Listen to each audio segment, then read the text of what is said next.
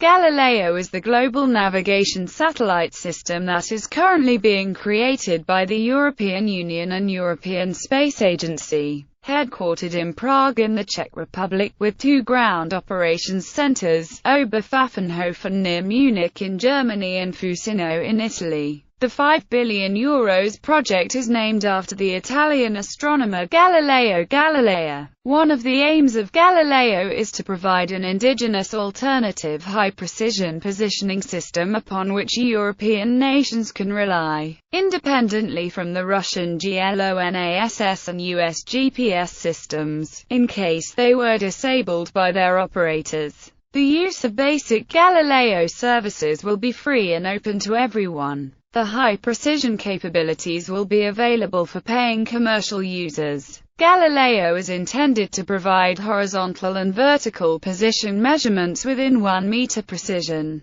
and better positioning services at high latitudes than other positioning systems. On 21 October 2011, the first 2 of 4 operational satellites were launched to validate the system. The next 2 followed on 12 October 2012, making it possible to test Galileo end-to-end. Once this in-orbit validation phase was completed, additional satellites are being launched to reach initial operational capability around mid-decade. The first determination of a position relying on signals emitted only from Galileo satellites was achieved on 12 March 2013. On the 22nd of August 2014, 2 more satellites were launched from French Guiana but were injected into an incorrect orbit. Analysis indicated that the third stage of the Soyuz launch vehicle, the frigate space tug, failed to circularize the satellite's orbit correctly,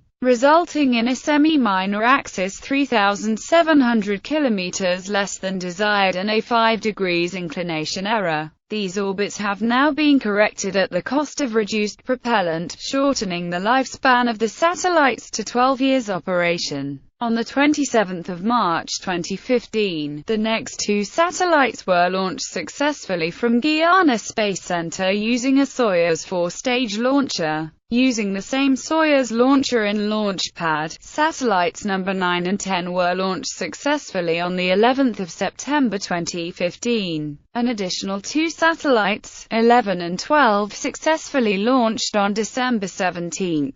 Galileo is planned to provide a unique global search and rescue function. Satellites will be equipped with a transponder which will relay distress signals from the user's transmitter to the Rescue Coordination Center, which will then initiate a rescue operation. At the same time, the system is projected to provide a signal to the users, informing them that their situation has been detected and help is on the way. This latter feature is new and is considered a major upgrade compared to the existing GPS and GLONASS navigation systems, which do not provide feedback to the user. Tests in February 2014 found that for Galileo's search and rescue function, operating as part of the existing International COSPACE RSAT program, 77% of simulated distress locations can be pinpointed within 2 kilometers, and 95% within 5 kilometers.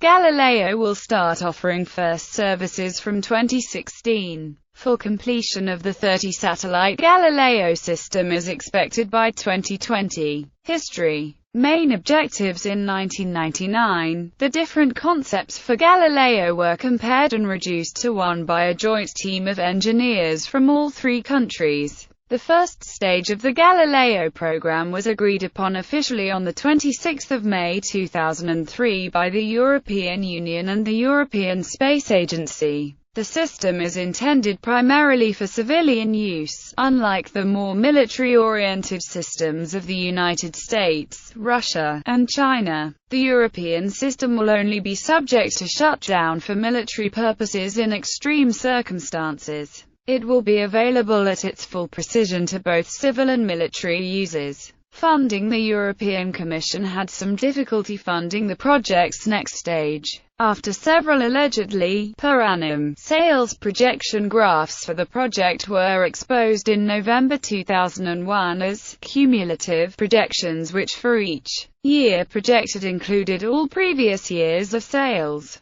The attention that was brought to this multi-billion euro growing error in sales forecasts resulted in a general awareness in the Commission and elsewhere that it was unlikely that the program would yield the return on investment that had previously been suggested to investors and decision-makers. Better source needed. On the 17th of January 2002, a spokesman for the project stated that, as a result of U.S. pressure and economic difficulties, Galileo is almost dead. A few months later, however, the situation changed dramatically. European Union member states decided it was important to have a satellite-based positioning and timing infrastructure that the US could not easily turn off in times of political conflict. The European Union and the European Space Agency agreed in March 2002 to fund the project, pending a review in 2003. The starting cost for the period ending in 2005 is estimated at €1.1 billion. The required satellites were to be launched between 2011 and 2014, with the system up and running and under civilian control from 2019. The final cost is estimated at €3 billion, including the infrastructure on Earth, constructed in 2006 and 2007. The plan was for private companies and investors to invest at least two-thirds of the cost of implementation, with the EU and ESA dividing the remaining cost. The base open service is to be available without charge to anyone with a Galileo-compatible receiver, with an encrypted higher bandwidth improved precision commercial service available at a cost. By early 2011, costs for the project had run 50% over initial estimates. The German Aerospace Center contributes the largest portion of the Galileo funds, and is crucial in the development and application of the system with its facilities of the Earth Observation Center, and the Institute for Communication and Navigation in Austerlitz. Tension with the United States. Galileo is intended to be an EU civilian GNSS that allows all users access to it. GPS is a U.S. military GNSS that provides location signals that have high precision to U.S. military users, while also providing less precise location signals to others. The GPS had the capability to block the civilian signals while still being able to use the military signal. A primary motivation for the Galileo project was the EU concern that the US could deny others access to GPS during political disagreements. Since Galileo was designed to provide the highest possible precision to anyone, the US was concerned that an enemy could use Galileo signals in military strikes against the US and its allies. The frequency initially chosen for Galileo would have made it impossible for the US to block the Galileo signals without also interfering with its own GPS signals. The US did not want to lose their GNSS capability with GPS while denying enemies the use of GNSS. Some U.S. officials became especially concerned when Chinese interest in Galileo was reported. An anonymous EU official claimed that the U.S. officials implied that they might consider shooting down Galileo satellites in the event of a major conflict in which Galileo was used in attacks against American forces. The EU's stance is that Galileo is a neutral technology, available to all countries and everyone. At first, EU officials did not want to change their original plans for Galileo, but have since reached a compromise that Galileo was to use a different frequency. This allowed the blocking or jamming of either GNSS system without affecting the other, giving the US a greater advantage in conflicts in which it has the electronic warfare upper hand. GPS and Galileo. One of the reasons given for developing Galileo as an independent system was that positioned information from GPS can be made significantly inaccurate by the deliberate application of universal selective availability by the US military. GPS is widely used worldwide for civilian applications. Galileo's proponents argued that civil infrastructure, including aeroplane navigation and landing, should not rely solely upon a system with this vulnerability. On the 2nd of May 2000, SAR was disabled by the President of the United States, Bill Clinton. In late 2001, the entity managing the GPS confirmed that they did not intend to enable selective availability ever again, though selective availability capability still exists. On 19 September 2007, the U.S. Department of Defense announced that newer GPS satellites would not be capable of implementing selective availability.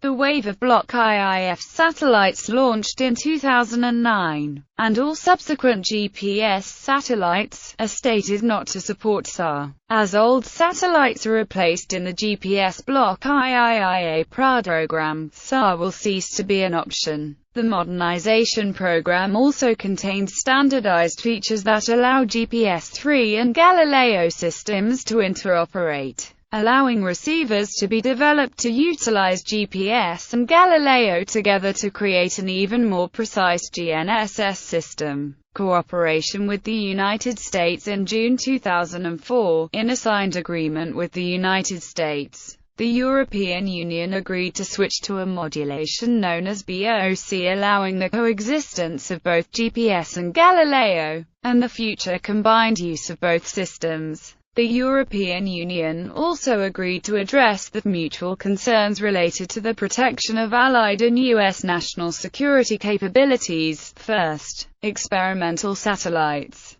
GIOVEA and GIOVEB. The first experimental satellite, GIOVEA, was launched in December 2005 and was followed by a second test satellite, GIOVEB, launched in April 2008. After successful completion of the in-orbit validation phase, additional satellites were launched. On 30 November 2007, the 27 EU transportation ministers involved reached an agreement that Galileo should be operational by 2013, but later press releases suggest it was delayed to 2014. Funding again, governance issues. In mid-2006, the public-private partnership fell apart, and the European Commission decided to nationalize the Galileo program. In early 2007, the EU had yet to decide how to pay for the system, and the project was said to be in deep crisis due to lack of more public funds.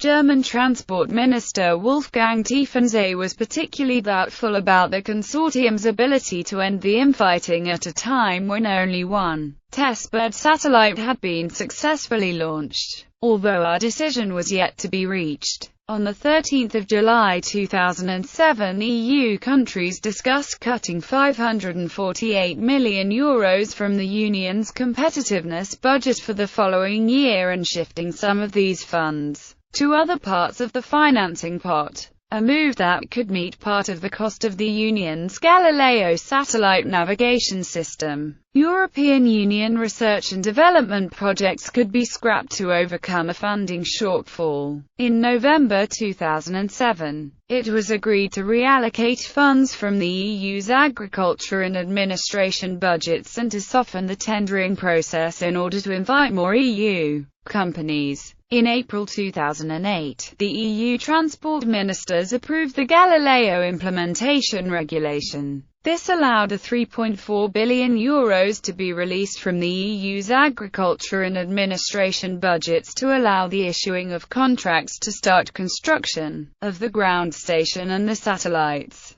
In June 2009, the European Court of Auditors published a report pointing out governance issues, substantial delays and budget overruns that led to project stalling in 2007, leading to further delays and failures. In October 2009, the European Commission cut the number of satellites definitively planned from 28 to 22, with plans to order the remaining 6 at a later time. It also announced that the first OST, PRS and SOL signal would be available in 2013, and the CS and SOL sometime later. The €3.4 billion budget for the 2006 to 2013 period was considered insufficient. In 2010, the think tank Open Europe estimated the total cost of Galileo from start to 20 years after completion at €22.2 billion, borne entirely by taxpayers.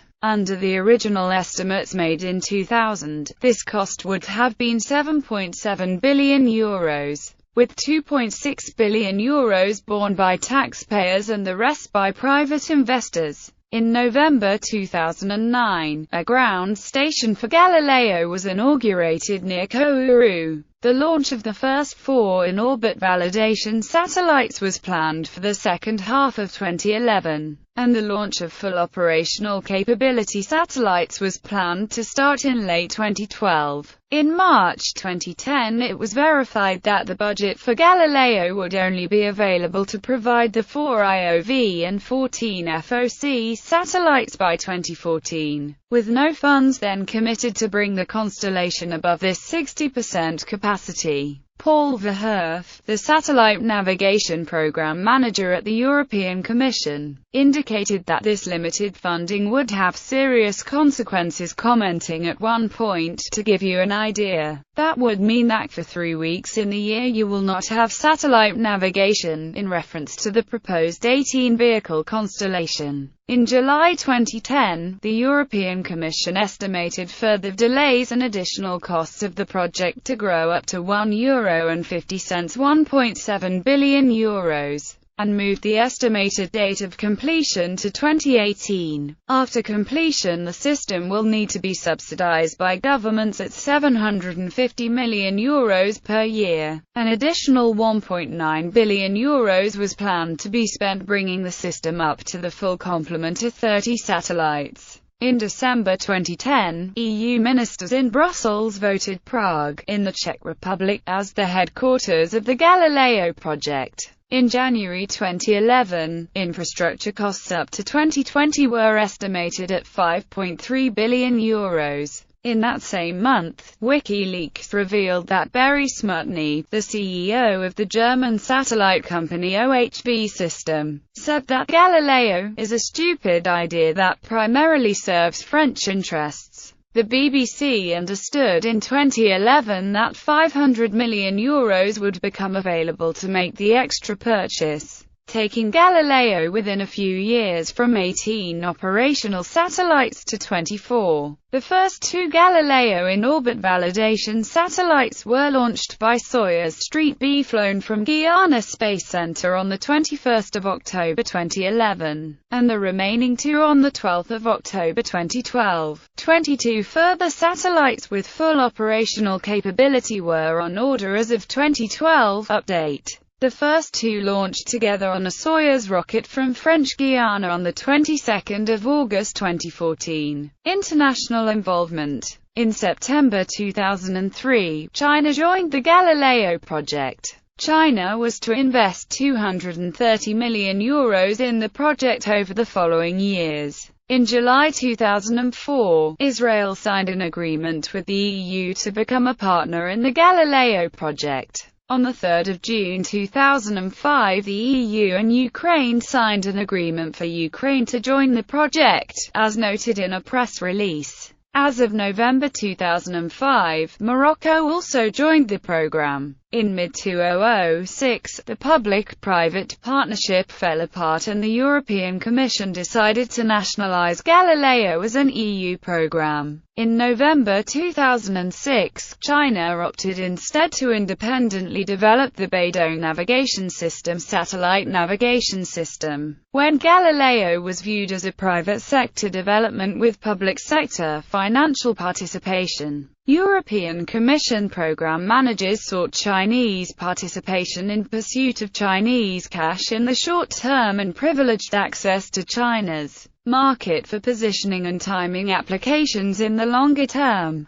However, due to security and technology independence policy from European Commission, China was, in effect, disinvited from Galileo and without a return of its monetary investment. A decision that was reinforced by China's move to build its own global system, called Beidou Compass. At the Munich Satellite Navigation Summit on 10 March 2010, a Chinese government official asked the European Commission why it no longer wanted to work with China, and when China's cash investment in Galileo would be returned. On 30 November 2007, the 27 member states of the European Union unanimously agreed to move forward with the project, with plans for bases in Germany and Italy. Spain did not approve during the initial vote, but approved it later that day. This greatly improves the viability of the Galileo project. The EU's executive had previously said that if agreement was not reached by January 2008,